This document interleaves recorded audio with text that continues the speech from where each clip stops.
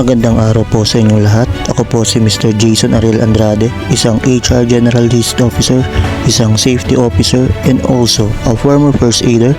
Ako po ay gumagawa ng mga video content patungkol sa tips sa trabaho, tips sa safety, tips sa first aid, at marami pang iba katulad ng pagtulong at pagbibigay ng serbisyo sa kapwa. A leader, a friend, and a servant. A proud member of Alpha Phi Omega Fraternity, samahan niyo po ako sa isang makabuluhang talakayan. Kung nais ninyo ng mga ganitong video content, huwag kalimutang i-like, i-share, i-subscribe, at i-click ang notification bell upang palagi kang updated sa ating mga videos. Tara at ating alamin, himayin at pag-usapan sa HR Ariel Super Yell TV. Paano nga ba makakuha ng 2,000 pesos SSS Uplift Assistance? May application ba? Loan ba ito? At sino ang mga qualified? Kung isa ka sa mga nagtatanong ng mga ito, nasa tamang video ka.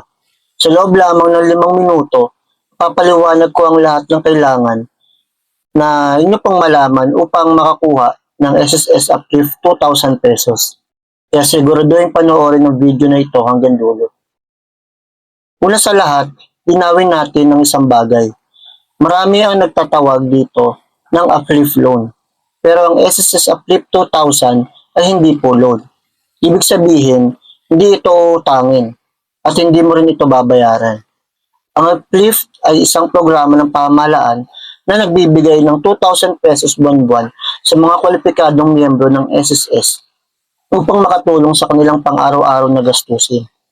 Kung ikaw ay may nakitang post at nagsasabing magbayad muna para maaprobahan ng iyong uplift, huwag agad maniwala dahil maaaring scam yun.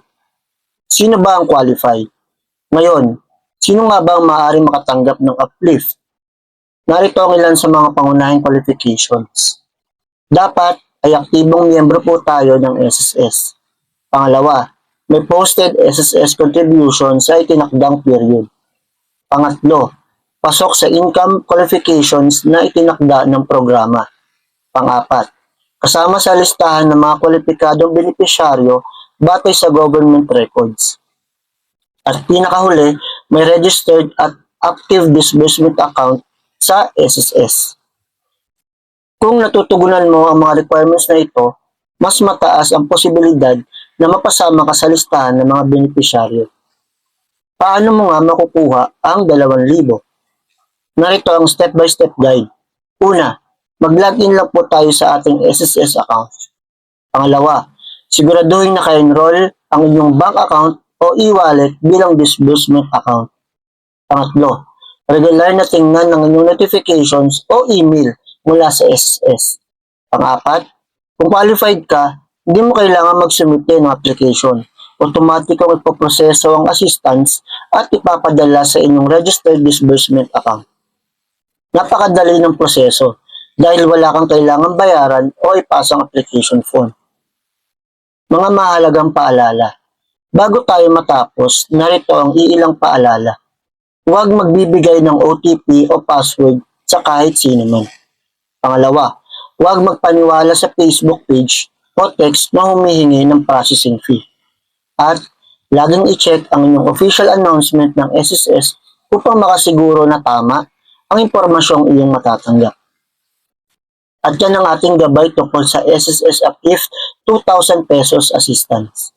Kung nakatulong ang video na ito, huwag kalimutang i-like, i-share, at i-subscribe ang ating channel sa mga susunod pa na updates tungkol sa SSS benefits, loans, at iba pang government assistance.